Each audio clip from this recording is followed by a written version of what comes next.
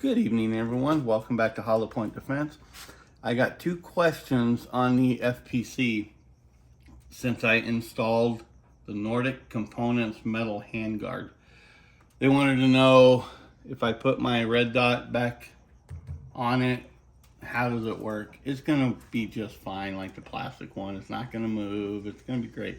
But I went ahead and put it back up here for one reason. The response, I have the red dot in the same exact position as my AR is. So if I take this one, put it handle to handle, they're in the same position. And that's kind of what I wanted. This way they're both in the same position. I'll do a range report on that thing, this handguard, this weekend. The other question that I've been getting a lot of emails, even text messages on, is people are having their FPC either no strike on the primer or very light strikes.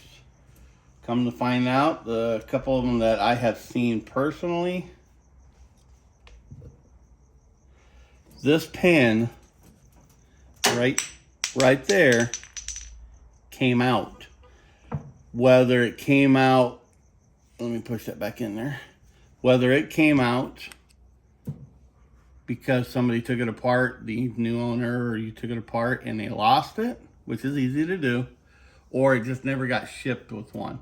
That's one reason, because somebody made a comment that you shouldn't be taking guns apart when you buy them. I disagree with it strongly, but as an armorer, I would take it apart for one reason. I want to make sure everything's there. And I'll give you a couple of points here.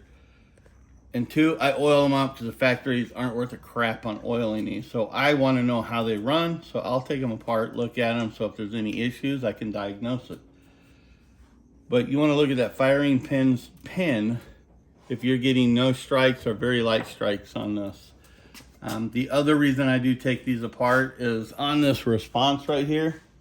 These two bolts right here, screws that hold the handguard on, weren't tight. The front ones I could actually take out with my finger. They were pretty loose. And I did find that on this gun too. When I took this barrel out, the barrel nut, the M&P barrel nut was hand tight. I took it off with my hands. So it's pretty easy. So that's one reason I take these guns apart, is to look at them. But again, if you're having light strikes, to go over this, do a quick overview. If you're getting light strikes, check your firing pin. It may have fell out or never got shipped with one.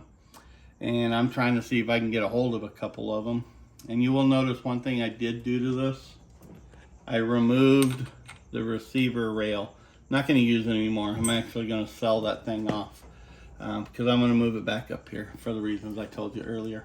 But if you have any questions on that firing pin, let me know. And right now they're not available. I did call Smith Wesson about a month ago. They're not available whatsoever. There's really no parts for it.